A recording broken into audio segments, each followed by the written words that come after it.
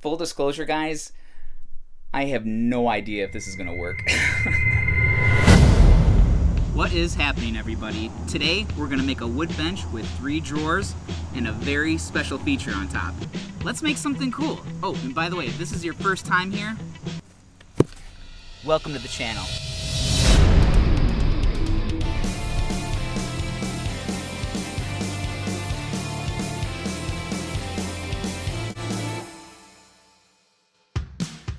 I am very excited about this video because I get to share another one of my passions with you, which is woodworking. But by no means is this going to be an advanced woodworking video. But my hope is that if you're just getting started in woodworking or want to get started in woodworking, that this will get you excited about it and give you a really good starting point. And even if you're already an advanced woodworker, maybe that you can still find something that you can take away from this video. With that being said, let's get started. All right, so we got to go get our supplies and our materials, and well, you know what that means. Keep it run. I love the plywood aisle. The plywood aisle is where a lot of great projects start, anywhere from furniture to entire houses. Let me show you what we're going to be working with. So we're going to be working with 3/4 inch birch. A couple of reasons, because this wood takes stain very well, or you can simply just clear coat it, and it's not too expensive to where if I decide to paint it, I can go ahead and paint this and it will take paint very well. So let's go grab the rest of our materials. We're going to use clear pine 1x because they don't have any knots in them, and they still take stain and paint very well.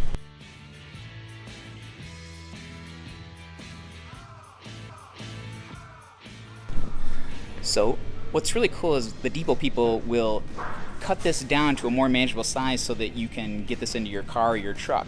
And they'll do it for a small fee. But if you're really cool and really nice and don't make them make a bunch of cuts, they'll go easy on you. But this guy, come here.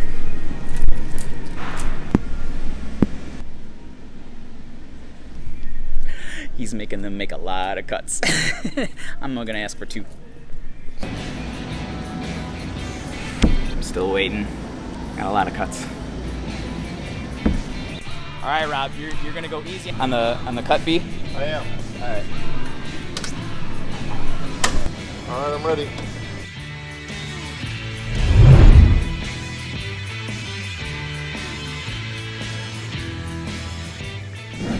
What's the damage? What the hell's an irritation fee?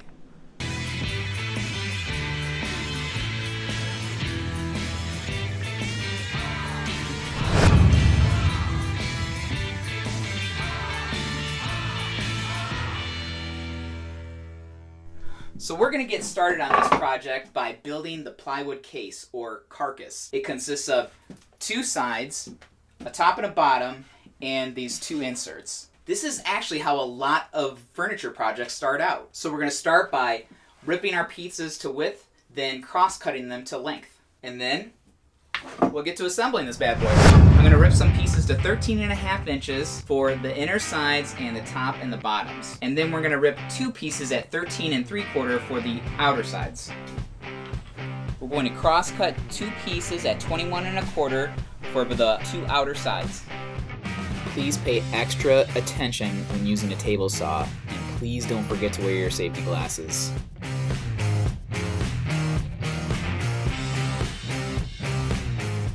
Two pieces at 16.75 for the inner side.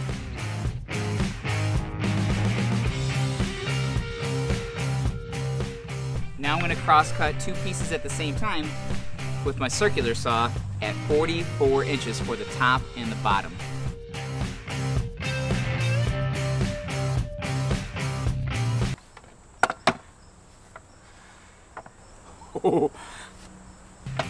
I set my straight edge 4 inches away from my cut mark, since the inside of my blade is 4 inches from the edge of the sled.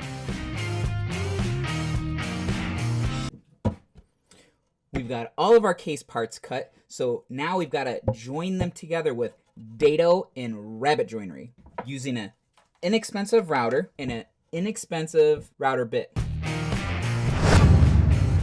These two parts are the two outer sides. They're cut at 21¼ inches long. Now we're going to make a groove called a dado, which is a groove that does not go all the way through and has material on both sides. On the other end over here, we're going to do what's called a rabbet. Same as a dado, only it has material on one side and open-ended on the other. This guy measures 3/4 inch from the outside. This guy measures 4¼ inches from this end to this side of the groove. Now, we can accomplish this very easily by using a stacked dado blade kit for your table saw, but this can get pretty expensive. This is about $100 for this kit, plus you have to have a table saw that can handle these kind of blades. Instead, we're going to use a very inexpensive router and a very inexpensive bit. Now, this bit is not exactly 3/4 inch wide, but then again, neither is plywood. Plywood is not exactly 3/4 inch thick. It's usually, I think it's 25, 30 seconds, I think. But it comes out to be like an 18mm for sure. The router bit measures 2 inches and 5/8 from the edge. So that's where I've made my marks for my straight edge. Clamp your straight edge to the workpiece nice and tight, because you're going to want to keep pressure up against the straight edge as you run your router across the workpiece.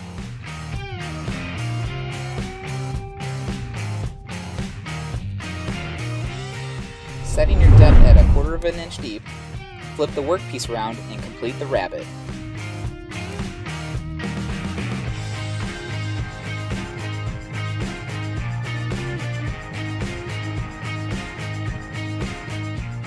For the top and bottom pieces, you're going to cut 2 dados at 14 5/8 inch away from the outer edges of the piece, setting your depth at 1/4 inch deep.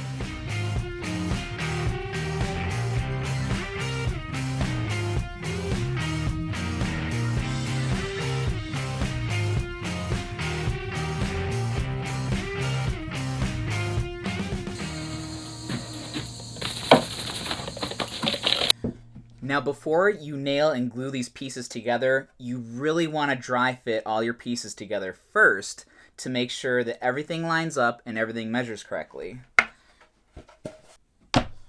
Now that we know that it fits good, let's disassemble this guy. Glue and nail this sucker back together.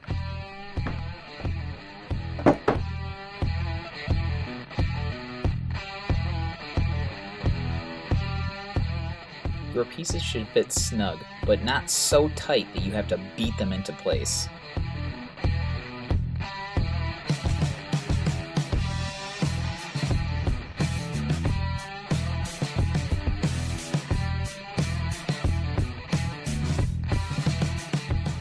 Once you have your middle assembly together, clamp it up to prepare for brad nailing.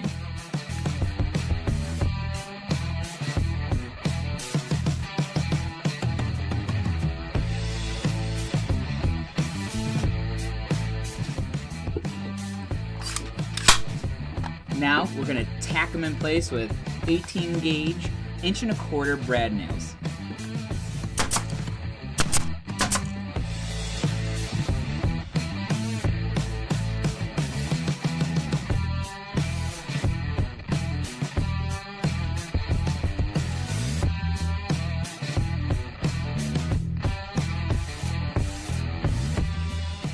Now that we have the middle assembly together, now we can attach the 2 sides.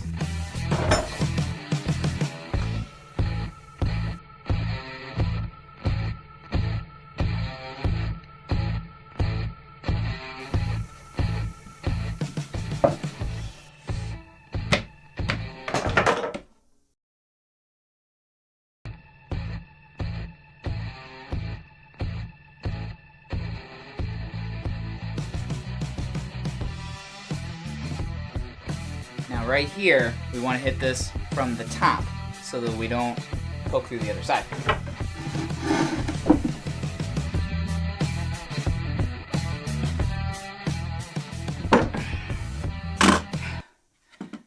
And just repeat on the other side.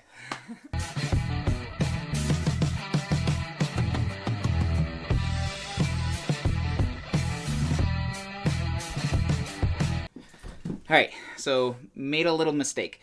As I was assembling the bench and checking my recess on the back side, I noticed that I forgot to make a rabbet down both sides of the bench to accept this plywood back. So, since I already have this assembled, I'm going to have to fix this in kind of a dangerous manner that I don't want you to see.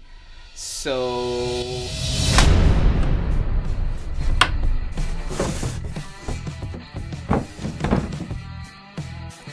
very nice. What? I went back in time.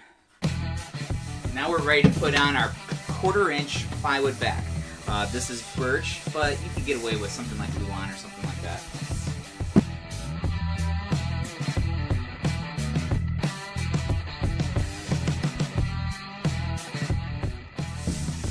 Now we're just going to tack it down with some 3/4 inch brads, about every 8 inches or so.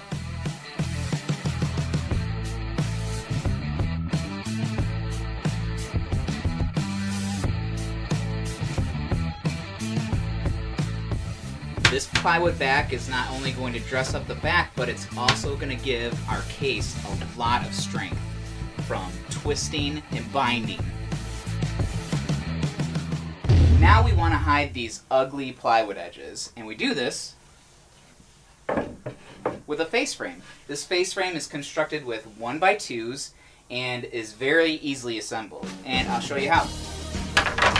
Let's go ahead and cut all of our 1x's to size.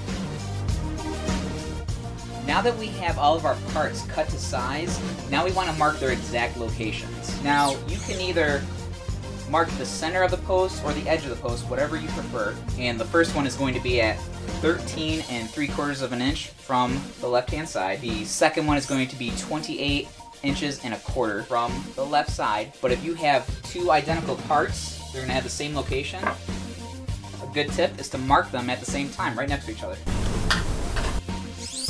Now I just saved myself a couple minutes. I'm exaggerating. Now I can join these together. So this Kreg Jig is very simple to use, it's very cool. And by the way, there's going to be a link in the description below.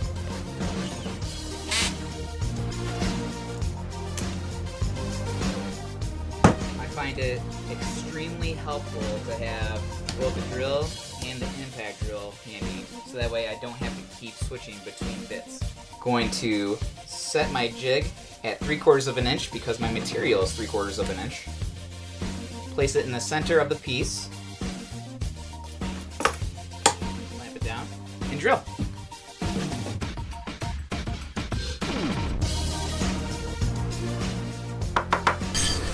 Piece of cake. I'm going to do that on both sides.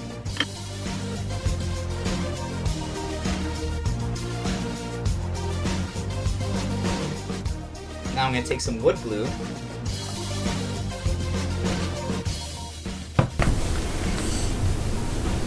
Line my marks up. Clamp it down. Use 1 1/4 inch coarse threaded screws.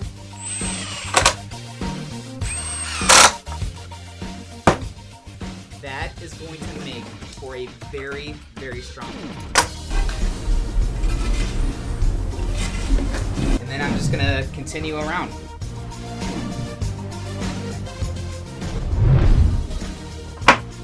Now since we have our pocket jig stuff out, we are going to assemble the top the same way that we assembled the face frame. Normally, in any normal situation, we would assemble the top the same way we assemble the drawer fronts. But this isn't a normal project. I'm not a normal fella, so we're going to do this just a little differently, and more on that near the end of the video. All the parts for the top are made out of 1x3s. The short pieces are 11 inches long, the long pieces are 48 inches long.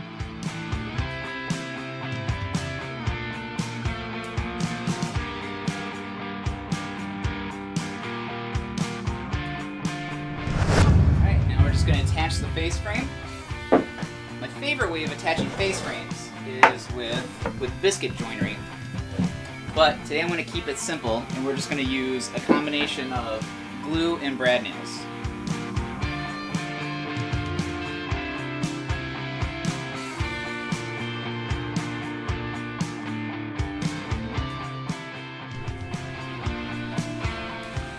Alright, that looks pretty good.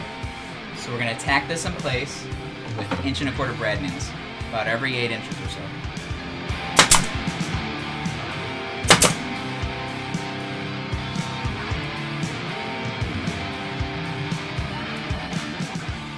We're going to secure the top on by gluing it, then screwing it with 1 1/4" screws from underneath.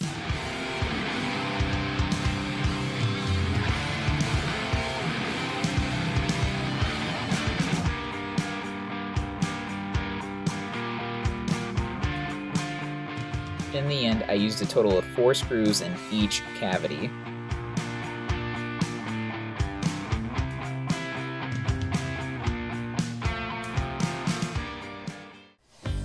Alright, let's get started on our drawer fronts. We're going to do a craftsman style drawer front, my favorite style, and it's going to consist of a 1/2 inch panel, 2 rails, and 2 stiles. And we're going to join these together by a very common joint called tongue and groove. Very simple, very effective. Our stiles are going to have 1/4 inch by 1/4 inch grooves, and our 2 rails are going to also have 1/4 inch by 1/4 inch grooves along with 1/4 inch by 1/4 inch tongues. And they fit together so nicely. And when we glue and clamp these together, it's going to be stronger than nails, and this is never going to come apart. Now there's much faster and simpler ways of doing this using more expensive tooling or router bits, but in this video I want to show you a much cheaper way using tooling that you probably already have. I find it so much more helpful and accurate to use a T-square to set my blade depth.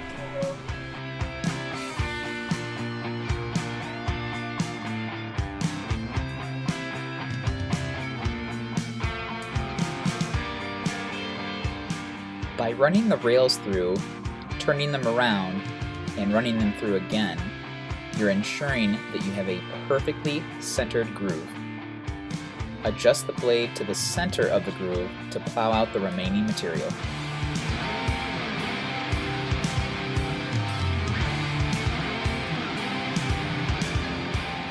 We're going to establish our shoulder cut for the tongue by setting our fence a 1/4 inch from the outside of the blade. Then plow out the remainder of the material. Flip over and repeat.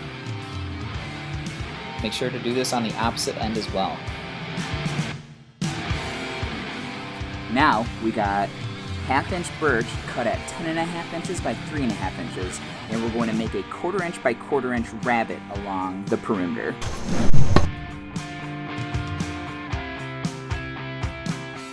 After running the grooves around the perimeter, flip the piece on its side to create a 1/4 inch by 1/4 inch rabbet.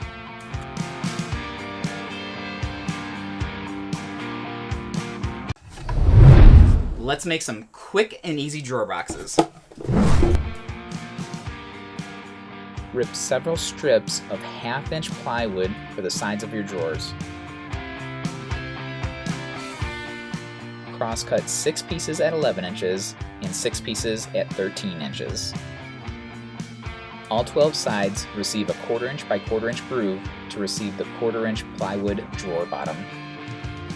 Now you should have 2 11 inch by 5.5 inch pieces with pocket holes on one side and grooves on the other. Apply glue where the sides meet, but do not apply glue in any of the grooves to allow for expansion and contraction.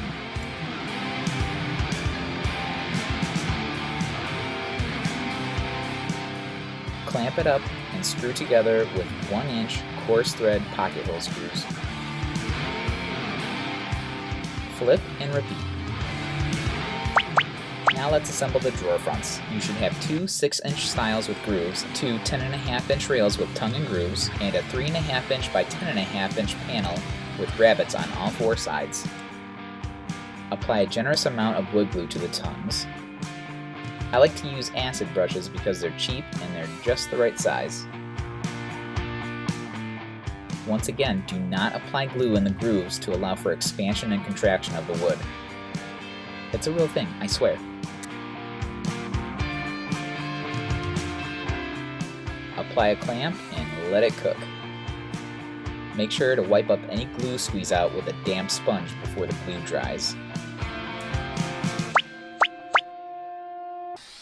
Installing drawers and drawer slides is literally the worst thing in the world. So I'm going to share a few tips and tricks that hopefully will make that go a lot easier. You can either install these cheap $5 slides, no big deal, or you can install full extension ball bearing slides. But this is your world, you do what you want. So first we're going to install our slides, but we need to take up this gap in here. On the outer edges, we're going to install 3/4 inch plywood cut at 13.5 inches long. And for the inner ones, we're going to install 3/8 of an inch plywood cut at 13.5 inches long. And let me show you how that's done. Extend the drawer slide and push down on the little lever on the back to extend the drawer piece. Now center the drawer slide on the plywood spacer and just make sure that the fronts are flush with each other. Extend them to reveal the mounting holes. Go ahead and make your life easier and drill 3 30-second pilot holes. I promise you won't regret it. Apply them to the plywood spacers with the 1/2 inch mounting screws provided.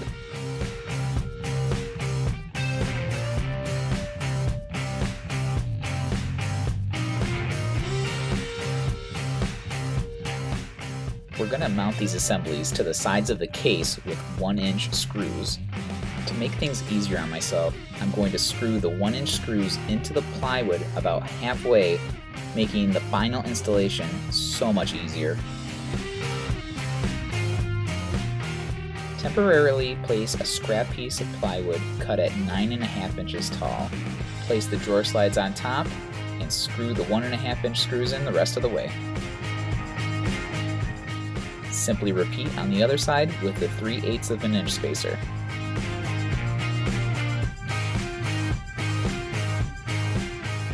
On the drawer boxes, make 2 1/2-inch marks from the bottom.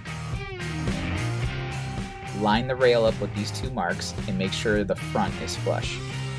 Again, to make things easier on yourself, pre-drill some holes. Then simply install the screws provided.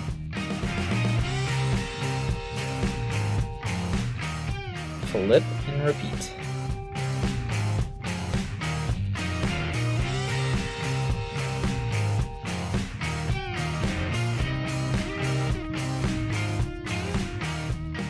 Line them up and shove it into place.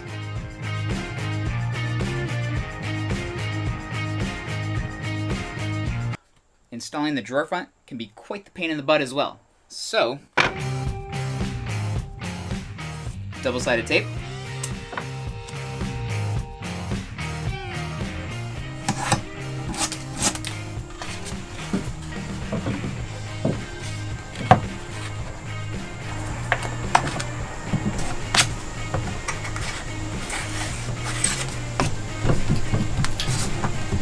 Now that that's in place, open the drawer,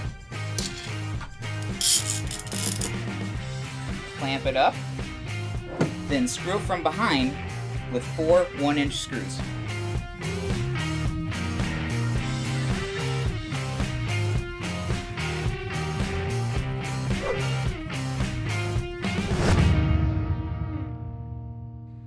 Now would be a good time to fill in all our brad holes with wood filler.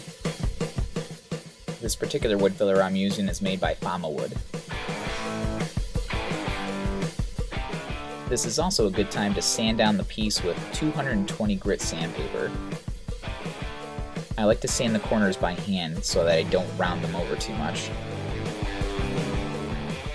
Now let's install a base molding and a crown molding to spice it up a little bit. I notched out a piece of 3/4 inch scrap plywood and installed it to the bottom of the case with pocket hole screws for a quick brace for our base molding. Now another hot tip I'd like to share with you is when I install molding on a furniture piece, I cut a miter on both pieces, I bring the miters together, then I mark my straight cut right on the piece. This ends up being much more accurate than actually measuring the pieces. Then we glue them and nail them on with an 18 gauge 1.25" brad nails.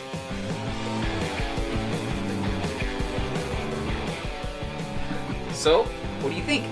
That's pretty much it, guys. At this point, we could paint it, stain it, clear coat it. We could do whatever we wanted with this at this point, but I want to take it just one step further. So, I left this space on top for a reason. I want to do a concrete inlay, and we're going to achieve this with a melamine mold set at 3/4 inch depth. We've sealed the poopy sides with packing tape, sealed all the corners with 100% silicone, and finished them with a 45-degree beveled edge. Full disclosure, guys, I have no idea if this is gonna work.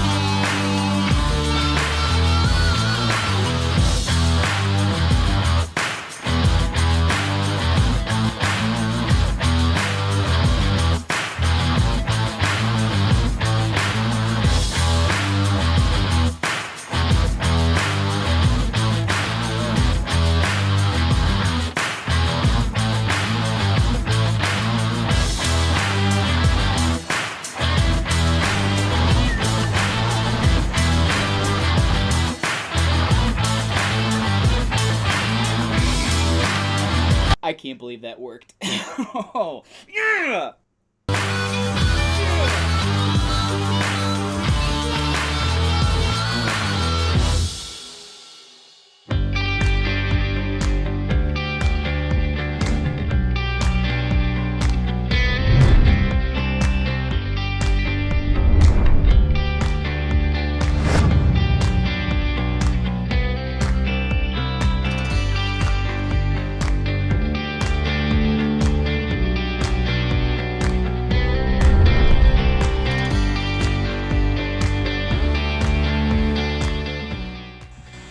Thank you so much for sticking with me to the end of the video. I know this was a long one, I'm so sorry. Hopefully I've given you a very good starting point to build so many different projects. Coffee tables, nightstands, bookshelves, even kitchen cabinetry or bathroom vanities. It all starts with the fundamentals that you learned today. Thank you for watching, guys, and I'll see you in the next video.